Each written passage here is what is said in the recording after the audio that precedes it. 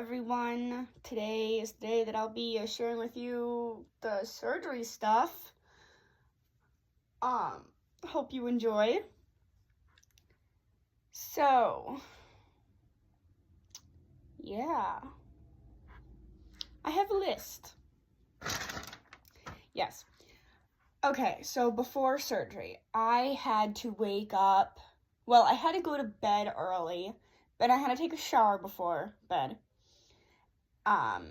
And just clean myself. I had to get clean sheets on. My cats couldn't sleep with me. And then the morning of, well, originally, wait a minute, no. Okay, so sorry, I just remembered something. Because originally the surgery, like the check-in time and getting ready and everything, was supposed to be at like 5:30 or something. But then they changed it to like 5:20 or 5:15, I can't remember. So then I had to wake up around like 2:30 and take a shower, which was great. Let me just say, it was freaking fantastic. And then I couldn't eat anything, obviously, because anesthesia, like, they don't want your stomach turning. That's why you don't eat before surgery. And then we drove an hour there. And then it's a good thing we got there early because we were in the wrong part of the hospital. So that was great. So then we had to go all the way to the end, and I got a wheelchair ride, which was awesome because I was bone tired and I was about to go into surgery. So fun wheelchair ride that my mom got to push me around in. And then when we got into the room, the nurses were super nice, but a new nurse came in. Not like a new nurse, but she did not have a lot of experience, therefore not a lot of experience with needles. And they had to jab me with a needle to like do some blood work or something. I don't know. I forget what they did. Oh, to put fluids in. That's right. The needle in, because I wanted to put all the needles in beforehand, and then they could just hook me up. So the new nurse, we preferred it to be in my arm, not in like my elbow, the part where they usually do stuff, so I could actually like move my arm a little bit. And she jabbed me. There's actually still a little mark there. I just realized. Okay, well, that's great. She had to jab me, and she jabbed me like 3 times because I said I don't need the numbing spray, because like I've gotten jabbed so many times. I don't need it. So she jabbed me, and I started crying because she was like jabbing me so hard and trying to get it. So then a different lady came in, and more experienced, and then did that, which hurt. And then they had to put a machine thing on my legs, excuse me, that would squeeze my legs to get the blood flowing. So here are some pictures of me before, like how I looked, and yeah. And then here are pictures of me getting ready for surgery. For that, I was in a different room, so then I actually got 2 bed rides. I got to take my teddy bear with me into the other room, my little panda bear. That panda has been with me in every scary situation that I've had. Yes, I'm 16. So they wheeled me in the bed into a different room, and the machine just hooked onto the bed railing thing. So that was fun. And then the surgeon came in and talked to us a little bit about like how the procedure's gonna go and stuff. And then my mom was talking about like updates or something. So the nurse was like, yeah, do you want some updates? Like when she's in surgery, mom's like, yes. Excuse me. So then the nurse was like, they're pretty generic. And then my mom's like, that's okay, like I still want them. The only thing that they have in the message is the procedure is going as expected. So my mom got mad about that because like, I could be dying in there and they'd still write, the procedure's going as expected. So, that was great. And then surgery, yeah, so,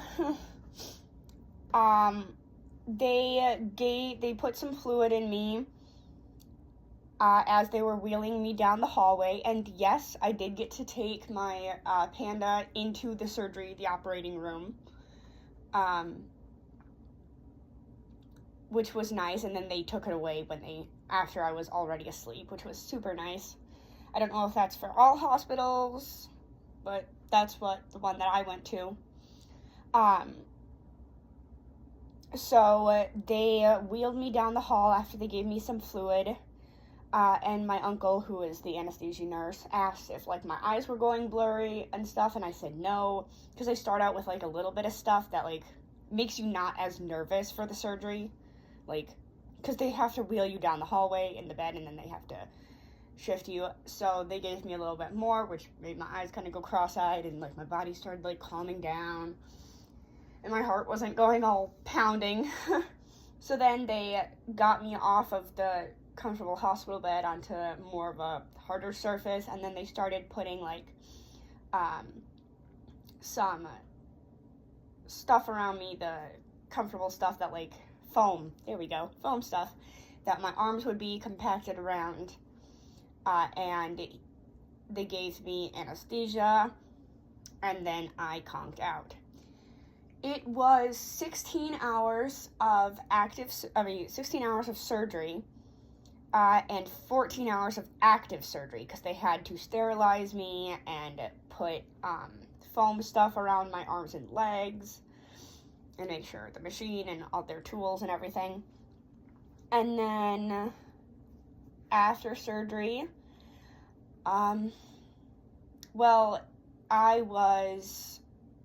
they wanted to keep me intubated overnight. My mom said when the surgeon came out, he looked exhausted. I had a tube in me. I had it Wednesday, December 11th. And then Thursday, the 12th, they kept me intubated overnight. And then, like, midday or something, I woke up into immense pain. And they put me in a machine called the CT scanner. It's kind of like an MRI, only way faster. I just remember being in pain and being on a hard surface and hearing, like, a loud noise. But my mom said that I was in a CT scanner for, like, 2 minutes, because it's super fast, which is amazing. And it just takes pictures and stuff. And then they got me into the room, and they dimmed the lights. The nurses were fantastic. And they brought me ice packs. And then, let's just see. Oh, so I heard one of the comments, like, say, like, oh, anesthesia's scary. The anesthesia's not scary. They give you a medication beforehand that, like, calms your body and your nerves. Before they give you the anesthesia, I've never had any problems with anesthesia. My mom actually asked my uncle, like, you hear these horror stories of people, like, waking up in the middle of surgery, which, yes, that can happen.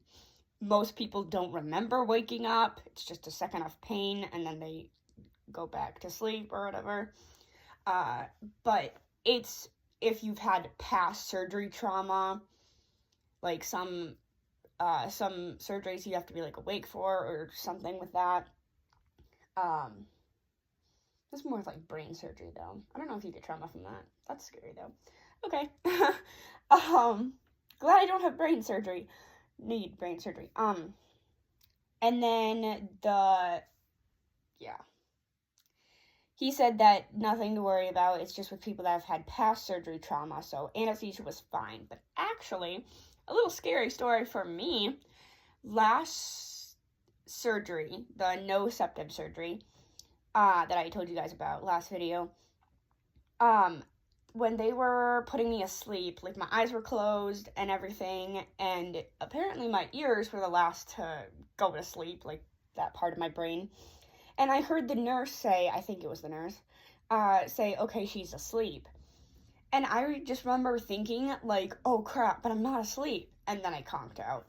And then I remembered that days later, which kind of scary, but I didn't remember anything if I did hear a nurse say that, and it's been like 4 or 5 weeks, I think now.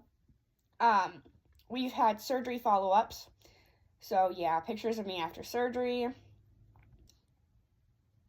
and they took some belly fat to put it in so they had to cut into my belly button a little bit, and then they put it in the scars near my ears, the incisions, because I had no condyles, and they used that to cushion it. So that, yeah. So I couldn't immerse myself into a water, bathtub, or swimming pool. I could let the water run over the scar, like in the shower, but like I couldn't like submerge it. So it's glad that it happened in winter, because my grandma has a big pool, and I would hate to miss out on that. Yeah, so we went home Saturday, which, yeah, I was in a lot of pain. They kind of wanted to kick us out like the next day, but they realized like she cannot go home because she needs these pain medications, and they're controlled, and they need to stay in the hospital, and she can't eat anything because I could barely open my mouth then. And then I will show you what my face looks like. So this is what my nose is still swollen. I just realized that. Okay, that was weird. Here is side view, other side. And then you can barely see the scars. They had to shave some hair by my ears. And then I got done about 10:30. And then we left Saturday. And once I got home, I just was in my bed, a little bit like elevated, and then on the couch. And we watched Gilligan's Island, and I watched funny videos. Actually, the first day that we came back, I watched Ghostbusters, the girl version. If you haven't seen it, it's amazing. Unless you're like really used to the classic, then maybe you won't like it. But I saw the girl version. I thought it was absolutely hilarious. So then we watched Gilligan's Island, and I had to take more medication and stuff, and I was in a lot of pain, and I had the ice pack around my face, the white thing that you saw. I looked pretty wretched. Oh, and then here is a picture of me, about to get the thing that was on my chin off, and this is my favorite picture right here. If you zoom into my face, you can see, yeah, I was not happy that my mom was taking a picture. A lot of prayer helped. I had a lot of family praying.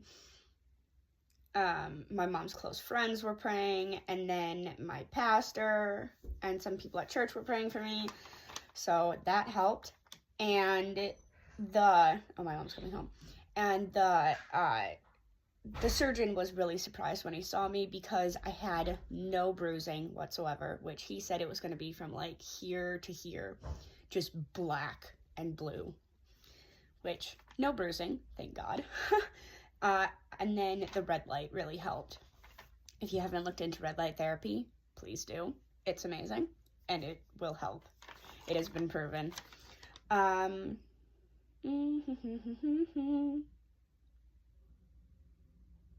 Oh, yeah.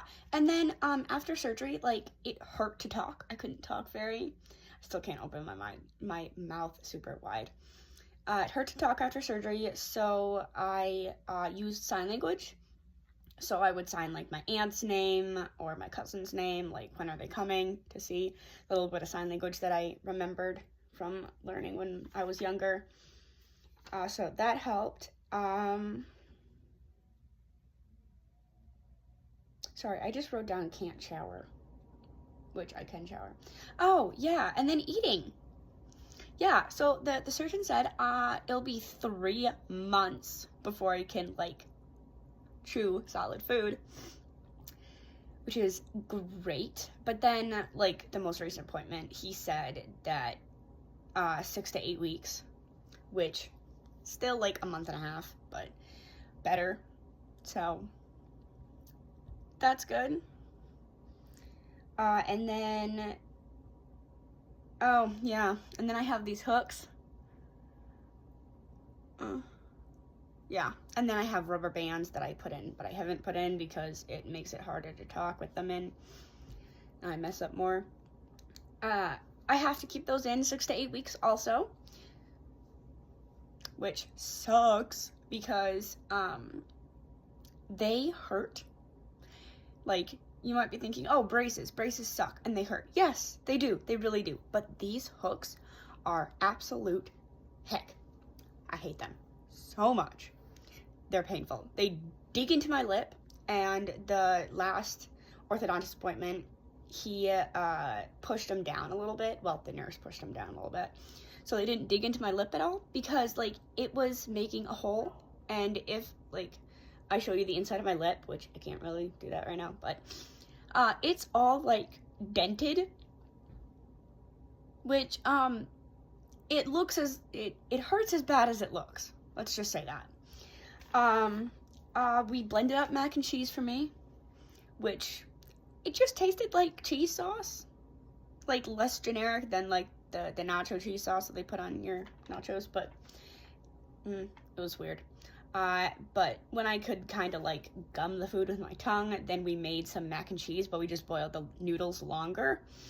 And then once I could kind of gum the food a little bit, then recently we mashed up, I made a burger and we like mashed it up super tiny, and then I put some relish on it and some like honey mustard because regular mustard is disgusting. Yeah, so that was awesome. And then my face was super numb when I woke up. It was still in a lot of pain, yes, but it was super numb. This side, you might be able to see better, is swollen, more swollen than this side. This side is numb, from like, here kind of down, and it kind of gets smaller. So that's great. It's kind of like tingly, like when I touch it, then it's like, kind of like when your limb falls asleep and it's trying to wake up. I think that's pretty much about it. So yeah, this is me weeks after surgery. I don't know if it's been like it's been a full month now. A month and a week after surgery. Okay, well, I was getting after the cat. Anyway, I hope you enjoyed this video. And if you have a surgery, or your daughter has a surgery, or somebody you know has a surgery, they might look worse than me depending on what surgery they have. It might be more scary, but there's some good medicine out there. So, peace. Bye, guys.